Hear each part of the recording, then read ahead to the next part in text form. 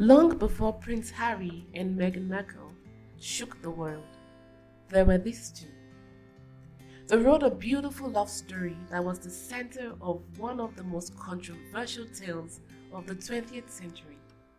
It was the story of a divorced American actress who found love in the most unlikely places, and the king who abdicated his throne to marry her.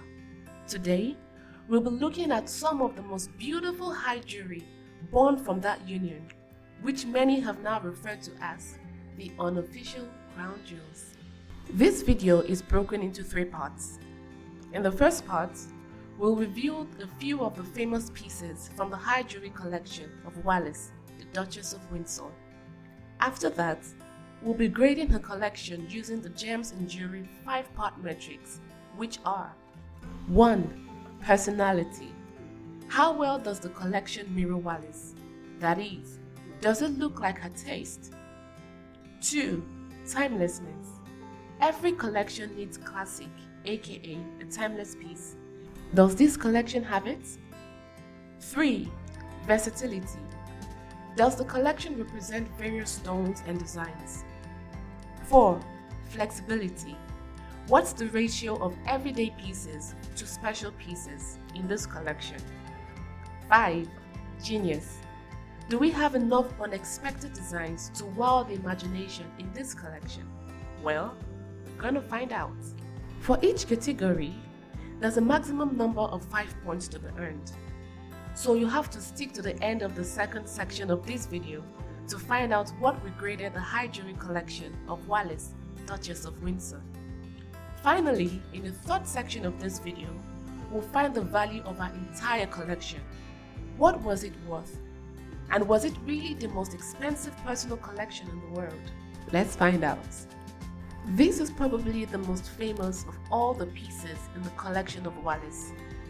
It was a bespoke creation for the Duchess by French jeweler Cartier in 1947.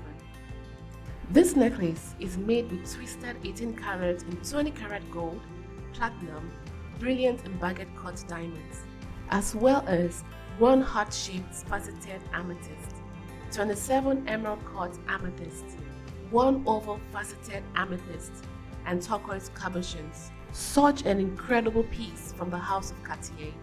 The Cartier Flamingo brooch was commissioned by the Duke of Windsor for the Duchess in 1940 as a birthday gift.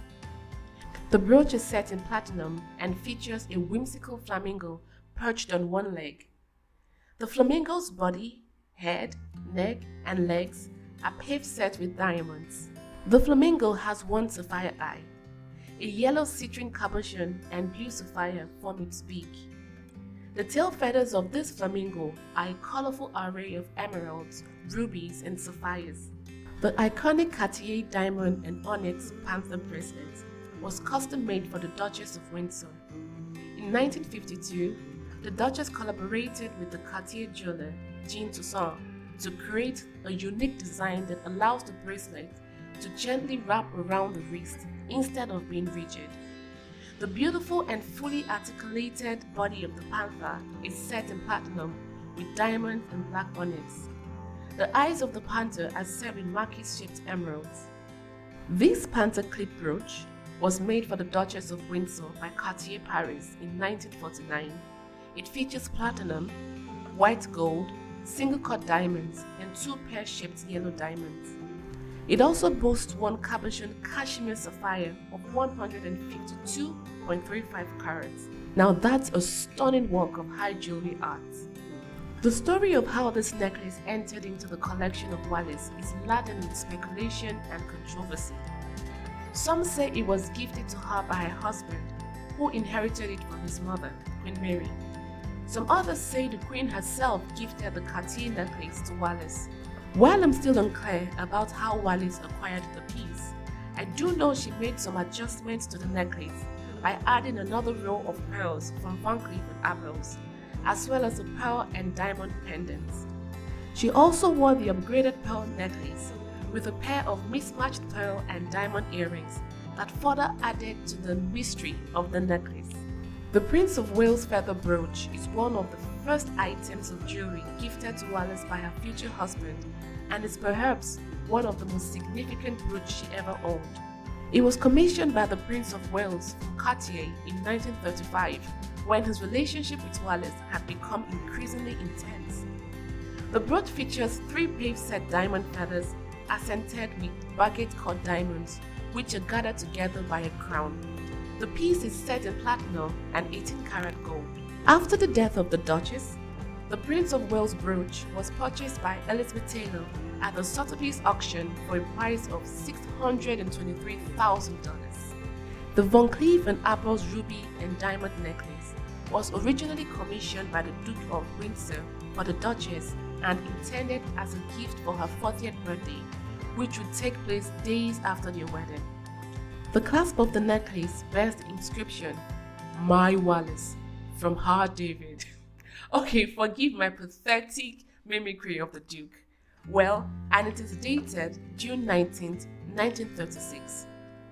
Later, Wallis had the necklace redesigned by René Sim Lacazette of Van Cleef & Arpels to incorporate a few more stones. The new platinum setting featured rows of rubies and diamonds intertwined and ending in a spectacular cascade of rubies. In my opinion, this is one of the most unexpected pieces in the collection of Wallis. It's an imposing suit of blue chalcedony, 2 double-fluted bracelets with old European cut diamonds and chalcedony beals with sapphires. The double-strand bead necklace is articulated with a flower clasp that features a cabochon sapphire center. A bracelet of 9 Latin crosses set with baguette-cut diamonds, aquamarines, emeralds, rubies, yellow sapphires, and amethyst was given to Wallis by the Duke between 1934 and 1944 to commemorate certain events in their lives.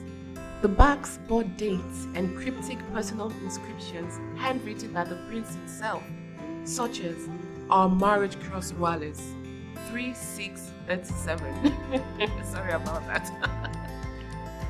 This bejeweled Cartier bangle was a gift from the Duke of Windsor to his wife, Wallis Simpson, on their first wedding anniversary in 1938. The rubies and diamonds featured in the bangle were originally set in the necklace in 1957, but Cartier reset them into the bracelets, which Edward purchased a year later. For our first anniversary of June 3rd, reads an inscription engraved inside the jewels. He presented the jewelry to her on June 3rd, 1938, while they summered on the French Riviera. Well, now we've looked at 10 of the most famous pieces of jewelry from the collection of Wallis, the Duchess of Windsor. It's time to grade her collection. We'll assign a total score to this collection based on our 5-part metrics, which are personality, timelessness, versatility, flexibility, and genius. For personality, Wallis's collection gets a total of 4 out of 5. It very well mirrors her personality, which is bold enough to make a statement, but not too big that it's distasteful. For timelessness, this collection gets a total of 4.5 out of 5. We had a refreshing number of classic pieces that can be enjoyed regardless of the decade or the season. When it comes to versatility, I give this collection 5 out of 5 because there was an impressive representation of gemstones and metals. For flexibility, this collection gets 3 out of 5 because there wasn't a balance between everyday wear and pieces for special occasions. In my opinion, the collection is majorly made up of special pieces. When it comes to genius, I give this collection 5 out of 5 because there was a lot of witty creations in her collection. For these reasons, I give the personal high jewelry collection of Wallis, Duchess of Windsor, a total of 21.5 out of 25. Now that's a high score to top. So, what is it worth? Luckily, we don't have to fuss so much about that because on April 3rd, 1987, the entire collection of hundreds of pieces went under the hammer at Sotheby's in Geneva, fetching over $50 million. It broke the world record at the time and set a new one as the most expensive single-owner jewelry collection ranking him 6 times the expected figure. The only other collection to ever top that is the personal collection of Elizabeth Taylor, which we'll cover in a different video. For our very first Greatest Collectors series, Wallis has certainly set the bar, and I wonder how many others will be able to measure up. If you want to find out, click this video on the screen as we explore the collection of Mexican actress Maria Felix. I'll see you on the inside.